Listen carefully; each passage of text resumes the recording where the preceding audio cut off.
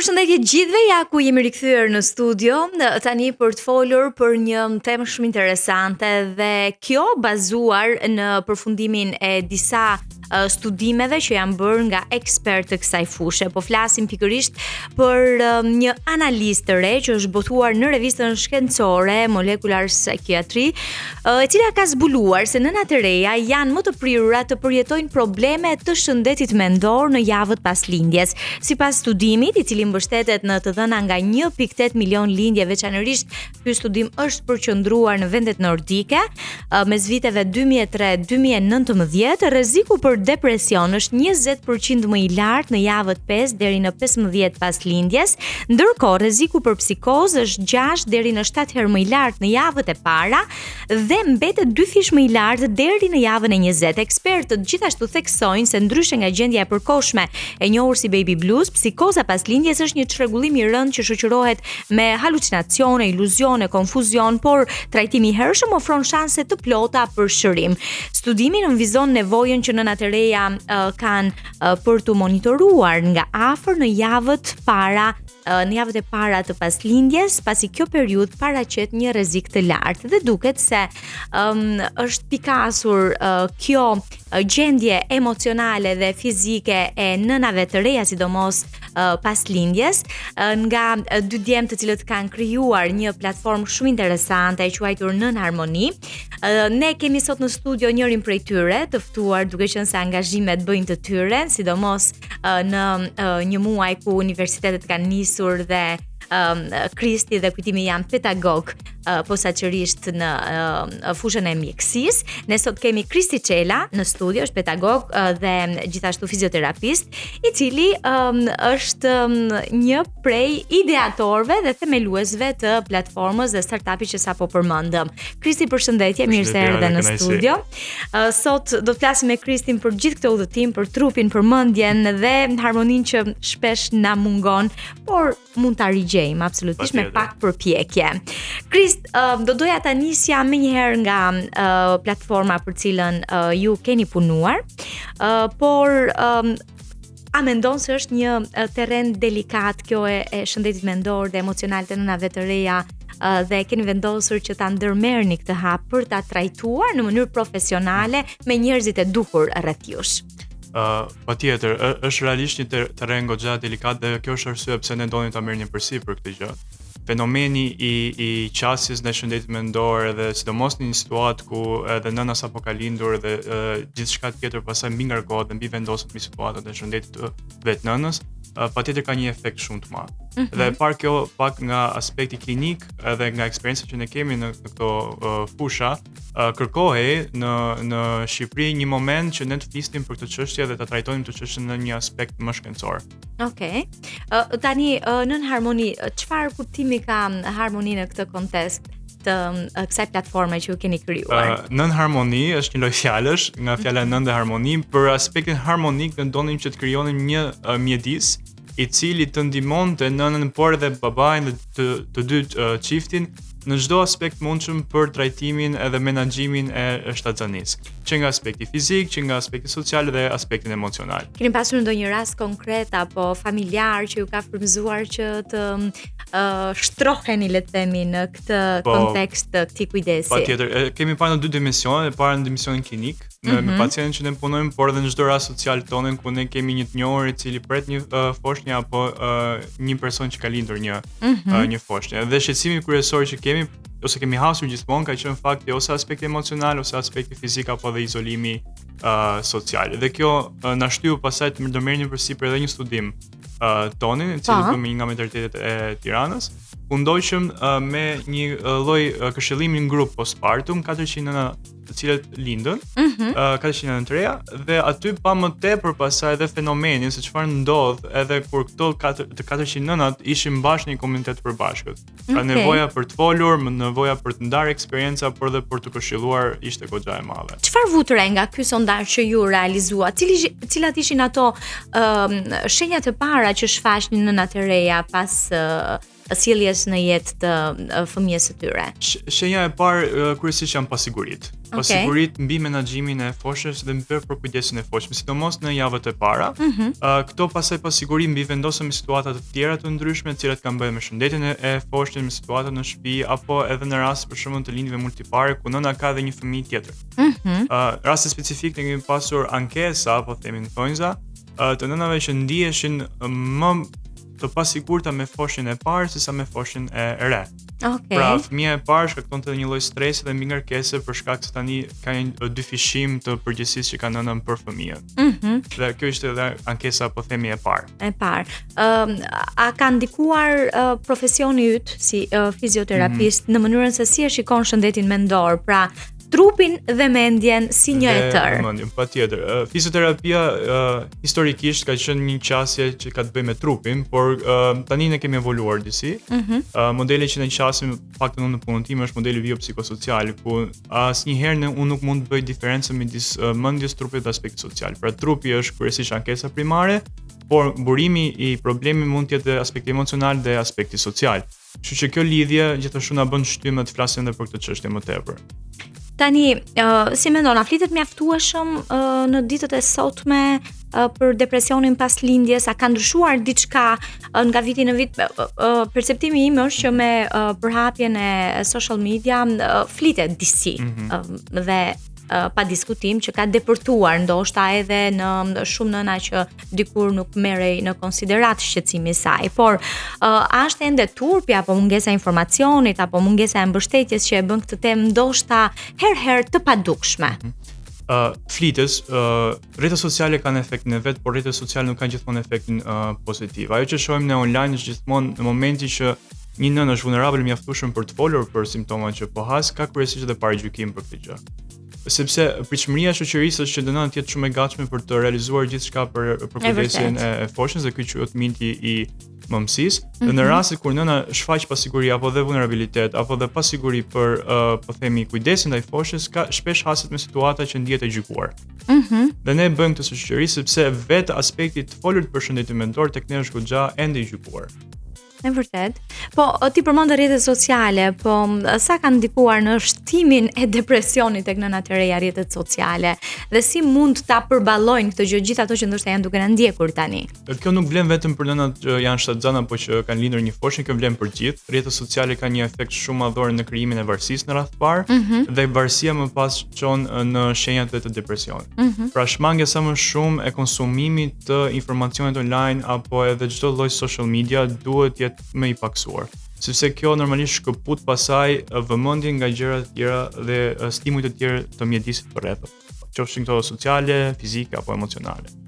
Pse një nën që sapo ka sjell një jetë të re shpesh ndihet më e vetmuar se kur? Është paradoksale pa diskutim, por duke menduar se ka jetën e re në duar, por ndonjëherë humbet edhe veten. Përse ndodh kjo? Kjo ndodh sepse gjinia femërore kalon disa po themi landmarke biologjike, të cilat lidhen shumë dhe pastaj ka një efekt të madh tek pjesa emocionale dhe sociale. Një nga këto landmarket është dhe shtatzania. Kemi parasysh këtu që një nën tashmë kalon nga një rol në një rol tjetër, pra një nën e cila ka një profesion, ka një hobi, ka një jetë të saj, tani do kalon një rol komplet të ri që është kujdesi për foshën. Në shumë raste kjo çon në një izolim ndaj vetes.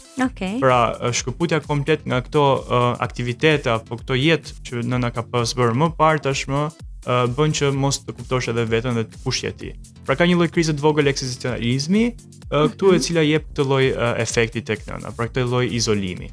Tani, në momentin që trupi lodhet, shpesh ndjejmë që nuk është vetëm lodhje fizike. Krist, a është e vërtetë që në momentin që trupi dobësohet, lëndohet edhe shpirti në një farë mënyre? Patjetër, po kjo ka të bëjë me perceptimin. Kemi parasysh që trupi ka aftësi shumë të mira rigjeneruese dhe sidomos në lindje natyrale. Pra lindja natyrale është gjithmonë e këshillueshme sepse trupi ka mundësi të rikuperohet akoma më lehtë. Problematika që kemi ne është që duhet kemi parasysh që shpesh shtatzaninë e trajtojmë si një sëmundje. Pra gjithë ky proces nuk është një sëmundje, është një proces shumë i natyrshëm. Dhe në momentin që ne e trajtojmë këtë si sëmundje, dhe vetë gjendja emocionale pastaj trajtohet si e tillë dhe kjo çon pastaj në një rënje të aspektit emocional. Pra kemi parasysh trupi ka aftësi shumë të mira rikuperuese, kështu që edhe mendja duhet suportoj këtë lloj rikuperimi. Pa frikë. Po. Po, aty është i gjithë problemi, të heqim frikrat. Tani, të gjithë ne, ndoshta edhe shoqëria vet pret që një nën të jetë gjithmonë mirënjohëse, sidomos në momentin pas sjelljes në jetë të një fëmije, dhe kur ajo është raskapitur dhe kur ajo mezi mban veten e saj, pse na mungon kaq shumë mirëkuptimi ndaj tyre? Sepse do të më shumë nga gjinia e kundërt apo nga të dyja gjinit? Janë role gjinore. Fatkeqësisht që ka një efekt goxha madhor në shoqërinë shqiptare. Thash, është gjithmonë ajo pritshmëria që ti gjithmonë si femër duhet të jesh e gatshme të bësh gjithçka për sa i përket rolit tënd. Por kemi parasysh pra që nuk është dhe një proces aq i lehtë, sidomos për fenomenën që ne sapo folëm, dhe kërkohet një moment që kërkohet një suport dhe aq më tepër ndarja e barrës. Pra, të ndash përgjegjësitë që keni për kujdesin ndaj foshës, se dhe për marrëdhënien çift kjo është shumë e rëndësishme, por dhe për vetë shëndetin e foshës kjo është shumë e rëndësishme. Deri në farë kohë, po themi, ne nuk lejonim që babai të ishte prezent në sallën e lindjes. Dhe kjo është tashmë shumë e këshillueshme, dhe kontakti i parë, kontakti lëkur me lëkur që quhet, ndonjëherë mbaron me nënën dhe pastaj duhet të filloj menjëherë me babain. Pra shumë e rëndësishme që nëna mos jetë vetëm në asnjë moment në gjithë të proces, dhe mbi të gjitha të mirë kuptohet për gjithë procesin që po kalon. Okej. Tani, çfarë do t'ju thoshe gjithë atyre nënave që në këto momente ndoshta mendojnë se nuk janë mjaftueshëm të mira në atë që po bëjnë? Ajo që do thoja është që ti do jesh nën shumë e mirë. Një nën e mirë gjithashtu është një nën që krijon shumë vetbesim. Dhe vetbesimi krijohet dhe me edukimin e duhur. Ki parasysh që duhet të këshillohesh shpesh me specialistët e duhur për këtë çështje, dhe që të kujdesesh për veten në një aspekt i cili do të jetë shumë i mirë për ty, por dhe foshin tënde pasi procesi i lindjes të ndodhi. Okej. Tani do të ndalemi pak tek platforma Nën Harmoni. Ju e prezantuat edhe në panairin e teknologjisë që organizua para disa ditësh në Pallatin e Kongreseve. Si funksionon kjo platformë? Ka trajnime online, ka seanca fizike, çfarë ndodh aty? Platforma funksionon në 2 faza. E para është kontakti i parë fizik, i cili ndodhet në një qendër tonën këtu në Tiranë. Keni edhe qendër fizike? Po, dhe ideja e gjithë saj është që ne mbi të gjitha të krijonim një grup suporti për çiftet e reja. Pra, edukimi ndodh në grup me 5 deri në 8 çifte të reja, të cilët kanë eksperjenca të ngjashme, dhe aty për një muaj rresht ju do edukoheni mbi aspekt fizik, me anë të një fizioterapisti, aspektet e gjithëdhënies apo gjithë proceset të kujdesit ndaj foshës me një mami, aspektet e kujdesit për sëmundje të ndryshme që mund të ketë foshnja nga një infermier, po ashtu edhe për shëndetin mendor dhe terapi në grup me anë të një psikolog. Më pas procesit të lindjes, ne kemi një platformë online e cila do ndjeki procesin postpartum me këshilla në kohë reale për çdo nënë e cila bëhet pjesë e kësaj platforme. Pra, keni ndërtuar një ekip, me psikolog, me mami, një ekip multidisiplinar. Okej. Si ka qenë interesi? Ka mbi një vit, në mos gaboj, që ju keni nisur të merreni me këtë platformë? Si ka qenë interesi? Cilat kanë qenë, le të themi, benefitet e grave që kanë marrë seancat si online edhe fizike aty? Fillimisht ne kemi filluar online me kujdesin postpartum, me këto grupe suporti, dhe benefiti ka qenë shumë i madh. Ne kemi grupe ende aktive, të cilët komunikojnë me njëra tjetrën, dhe u bë gati një vit tashmë që ky grup ekziston. Për sa i përket edukimit pasaj prenatal, dhe interesi këtu ka qenë goxha i madh. Është një mënyrë shumë e mirë me ç'po shohim për çiftet për të lidhur akoma më tepër me këtë proces të rrugtim që po marrin bashkë, dhe kryesisht është një mjedis goxha i ngrohtë edhe suportues, edhe realisht është thyer në një fenomen social tani për të marrë pjesë në këto grupe kujdesi dhe për të ndarë eksperjenca me njëri tjetrin. Besoj se cila kërkon të ngjashmet e tyre për të ndarë eksperjencat, dhe ndoshta aty ndihet më mirë. Tani do të ndalemi pak te kjo balanca e shumë përfolur e kujdesit fizik dhe mendor në të njëjtën kohë. Si ndikon aktiviteti fizik në rikthimin e nënave pas lindjes, jo vetëm në trup, por edhe në gjendjen e tyre emocionale? A duhet shumë mund dhe punë për t'ju kthyer besimin në vete tyre nënave të reja që kanë pasiguri? Jo, as pak. Shumë studime tregojnë që marrja pjesë në një lloj aktiviteti fizik fuqizon individin, dhe kryesisht fuqizon edhe nënën. Mjafton shumë pak punë, mjafton rreth 150 orë në javë, që ti 150 minuta në javë që ti të merresh me një lloj aktiviteti fizik për të filluar dhe të krijuar vetbesimin tek trupi yt. Pra, gjithçka duhet të ketë një lloj qëllimi dhe një aktivitet fizik I cili ka një qëllim të caktuar realisht ndihmon shumë në rikthimin fizik, po edhe emocional të nënës. Okej, a kanë mbështetje nënat nga aq sa keni mundur ju të komunikoni përgjatë gjithë kësaj kohe? Kjo është pak e vështirë që në një nën të merret me një aktivitet fizik duhet të ketë edhe pak kohë për veten.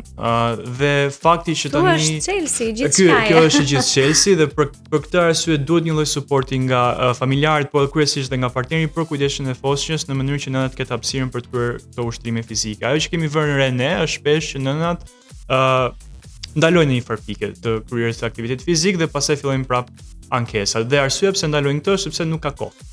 Pra mungon aspekti kohor për nënën për të gjetur kohën. Por ne kemi filluar edhe të këshillojmë nënën që të gjejnë një lloj forme ta përfshinë dhe foshin në aktivitetin fizik, me aktivitetet ose ushtrime të vogla të cilet në një farë forme edhe përkëdhelin foshin, por edhe ndihmojnë aktivitetin fizik të nënës. Okej. Tani nuk di sa ndjeni ju përgjegjësinë që merreni dhe trajtoni këto gra që janë në një periudhë kaq të brisht. Po. A ndjeni përgjegjësi të konsiderueshme? Përgjegjësia është shumë e madhe, por realisht gjithë qasja qasët një po themi një fenomen që quhet etika e kujdesit, e cila është baza dhe suportit të kujdesit mjekësor, e cila kanë bazë empatinë dhe të kuptuarit të gjinisë femërore. Prandaj morëm përsipër këtë aspekt sepse arrim ta kuptojmë edhe gjithë procesin emocional, fizik dhe social që kalon nëna dhe ndihemi goxha po themi të kënaqur me çfarë po bëjmë deri tani dhe feedbacku ka qenë goxha pozitiv.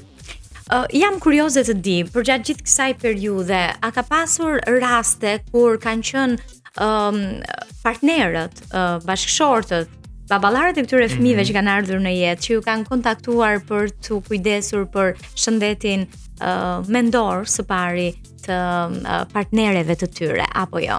Fatkeqësisht jo. Gjinia mashkullore kryesisht është pak më ndrojtur në këtë lloj aspekti, është faktikisht një fenomen social shumë I zakontur në Shqipëri. Por në momentin që ne kemi pas kontaktet fillestare me nënat tek materniteti, kemi pas baballar të cilë ka qenë shumë të gatshëm edhe shumë mirënjohës që ne po marrim përsipër diçka të tillë, sidomos për baballarit më të rinj mosh. Sepse ka një lloj stresi, gati 25% e baballarëve në një studim bërë në mënyrë globale ky, përjetojnë një lloj stresi emocional për sa I përket çazanisë, qoftë kjo me aspektin ekonomik, qoftë për shëndetin e partneres apo dhe çfarë pret pas lindjes. A janë faktorët ekonomik, le të themi, disa prej arsyeve kryesore që çojnë në këtë gjendje të nënave të reja apo jo? Faktorët ekonomik dhe lidhja midis faktorët ekonomik dhe gjendjes emocionale të nënave të reja është një proces shumë I mirë studiuar. Në gjithë botën e hasim të tilla probleme, nëse faktorët ekonomik kanë qenë preekzistent para marrjes vesh që kemi një shtatzani, kanë tendencë të theksohen edhe më tepër dhe këto theksime të problematika çojnë edhe problematika dhe një lloj krisje në çift pastaj. Por nuk janë vetëm ky lloj faktori, janë kofaktor bashkë me edukimin, bashkë me rolet gjinore, po ashtu edhe po themi kushte të tjera socioekonomike apo mentaliteti. Krist, un kam pasur edhe le të themi mikesha të mia, të cilat kanë pasur nuk kanë qenë vetëm në këtë periudhë pas lindjes me mbështetje familjare, absolutisht bashkëshorti dhe përsëri kanë pasur kanë kaluar këtë periudhën postpartum. Si shpjegohet kjo? Shpjegohen personalisht e lidh me mbështetjen, familjare, emocionale që mund të gjesh tek të dashurit e tu. Pavarësisht se ne jemi të rrethuar nga njerëz, ne prap kemi një unë të vetëm, pra një gjendje tonë të veten. Dhe për këtë arsye ndryshimi dhe kalimi nga roli në rol ka një lloj krize këtu mbi veten tënde dhe mbi aspektin tënd emocional. Mbi gjitha pasaj kemi edhe faktorin fiziologjik, biologjik, e cilët janë dhe ky koktejli hormonal I javës së parë, e cila gjithashtu shkakton po themi një lloj çrregullimi në gjendjen emocionale të nënës. Po fenomeni I baby blues është goxha I përhapur dhe I zakontë. Normalisht gjëja e parë që duhet bërë për menaxhimin e baby blues është njohja e këtyre shenjave. Prandaj duhet një lloj edukimi paraprak, qoftë edhe për nënën, qoftë edhe për babain. Përpara se të vi fëmia në jetë. Përpara se të vi fëmia. Cila është mosha, le të themi, më e zakonshme që preket nga Kjo sindrom nga baby blues. Nuk ka ndonjë moshë specifike, si lindjet në moshë të re, si lindjet në moshë pak më të vonë, të gjitha kanë tendencë të preken nga baby blues. Ka pasur raste që në lindjen e parë nuk kemi pas simptoma, por kemi pas në lindjen e dytë, pra momentalisht nuk ka ndonjë faktor që lidhet me moshën. Okej. Më thatë që keni bërë një sondazh tuaj ku janë përfshirë mbi 400 nëna. A ka një hartë, le të themi, gjeografike të këtyre nënave, nga cilat qytete vinë dhe ku janë më shumë të përqendruara këto probleme, apo jo, s'ka lidhje kjo?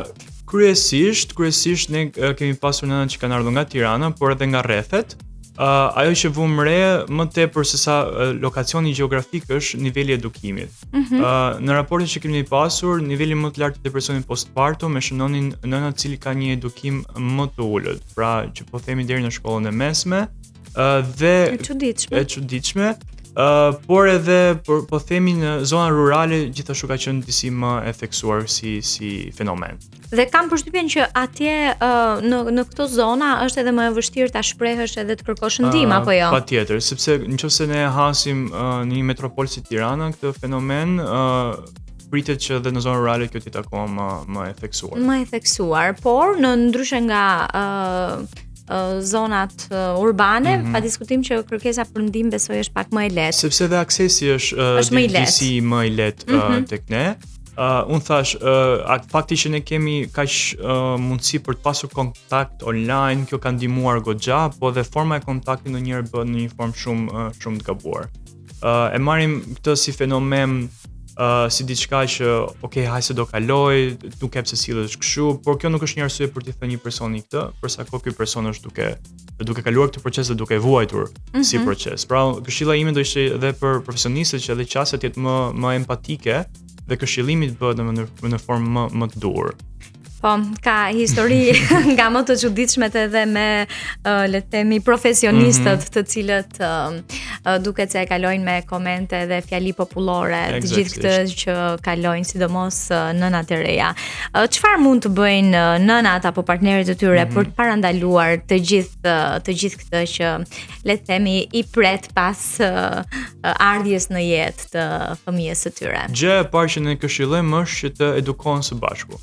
Pra, le të harrojnë rolet gjinore për një moment dhe të kenë rolin vetëm të kujdestarit. Si nëna, si babai duhet të kenë të njëjtat përgjegjësi për kujdesin ndaj foshnjës. Janë disa procese që për babain ndoshta po themi janë të vështira, por që mësohen shumë lehtë. Dhe për më tepër, fakti që tashmë bëjnë diçka bashk, i lidh edhe akoma më tepër si partnerin, gjë që lehtëson më shumë procesin edhe të kuptuar se çfarë po kalon njëri apo po kalon tjetri në momentin që foshnja vjen në shtëpi. Uroj që e dëgjuat më së miri çuna këtë këshill. Tani për gjithë ato që janë duke na ndjekur tani këtu në valët e Radio Travel, por edhe në kanalin e YouTube të Premium Channel, si mund t'ju kontaktojnë, ku mund t'ju gjejnë për të ndoshta për të marrë disa këshilla apo disa trajnime apo për të kërkuar ndihmë, se jo? Për momentin na gjeni në platformën Instagram në titullin Nën Harmoni. Ne aty postojmë gati çdo ditë informacione ndryshme dhe këshilla nga më ndryshme, si ashtu krijojmë edhe po themi rubrika ndryshme çdo javë për të shprehur, për të pyetur dhe për të komunikuar çfarëdo gjë që është e nevojshme për ju. Fantastike, dhe ju përgëzoj për këtë nismë të re dhe për këtë startup interesant dhe ju uroj shumë sukses. A keni plane për ta zgjeruar edhe jashtë vendit, sepse online mund të bëhen seancat me gra në të gjithë botën, apo jo? Keni pasur edhe nga jashtë vendit? Kemi pasur kryesisht nga diaspora që kanë lindur këtu dhe më pas janë larguar dhe kontaktet. Dhe kanë përshtypjen që ato e përjetojnë më keq këtë periudhë. Por ndryshe nga nënat që kemi këtu janë goxha më të hapura për të folur për të çështje dhe kryesisht kanë qenë një ndihmë e madhe për ne sepse kanë shtyrë edhe nënat tjerë të jenë më komunikues për problematikën. Ndoshta nuk e kanë vjerën atje ofisti që ti paragjykoj se po i kryqëzojmë. Gjithsesi ndoshta i bën edhe kultura e vendit ku jetojnë të jenë pak më të hapur. Është koha që ne si shoqëri jemi më të hapur në të folurit të gjërave. Nuk kemi pse kemi kaq shumë po themi frikë apo tabu për të folur që diçka na shqetëson dhe diçka duhet të ndryshojë. Okej. Mirë, Kris, të falenderoj që ishe në studio dhe të uroj shumë suksese ty dhe kolegut me cilin e keni ndërtuar dhe e keni themeluar këtë platformë dhe gjithashtu ju jeni edhe pedagog, studentët a janë të hapur për këtë tema se nuk mund ta mbyll pa bërë dhe këtë pyetje. Kur ne kemi kontakt me vitin e parë dhe shpjegojmë që ne do jemi pedagogët e urogjinekologjisë ose obstetrik gjinekologjisë, gjëja parë që thon ka një lloj tërheqje për këtë, dhe çdo pyetje që ne bëjmë kanë tendencën që të presin nga kolegët e tyre të përgjigjen. Vërtet? Po, do për shumë pyetja e parë që bëjmë është më shpjegoni menstruacionet, çfarë janë, dhe djemtë janë gjithë duke pyetur veten çfarë janë menstruacionet. Seriozisht? Seriozisht. Okej, duhet bërë punë edhe në këtë fushë. Mirë, uroj që ti zgjidhni këto komunikime që janë as pak të vështira, por që për fat të keq ende ekzistojnë këto raporte. Mirë, po e di pse ndodh kjo, sepse në orën e biologjisë në klasë të 5 apo të 4 kur fillon biologjia, mësuesit i tejkalonin këto mësime në atë periudhë. Patjetër, kjo ekziston tashmë ka ndryshuar pak, po unë shumë më tepër si fenomen edukimi në familje. Më lër të rikujtoj një situatë, një trajnim që unë kam bërë me disa nëna në qytetin e Shkodrës, dhe një histori që pyeta është si komunikoni tek vajza juaj procesin e menstruacioneve. Edhe pse ajo vetë tregonte se si e kishte kuptuar në mënyrë traumatike çfarë ishte menstruacionet, ende nuk e kishte folur me vajzën saj 11 vjeçare çfarë janë menstruacionet. Që do thotë se historia mund përsëritet. Që mund përsëritet shumë lehtë. Okej. Mirë, Kris, faleminderit për të gjitha këto këshilla, për gjitha këto detaje që ndave dhe sa i përket startupit tuaj të ri. Ju uroj shumë suksese dhe besoj se të kemi mundësi kur të rritet pak më shumë gjithë kjo gjë që të flasim sërish. Ne do të bëjmë një shkputje muzikore dhe do të rikthehemi sërish në studio.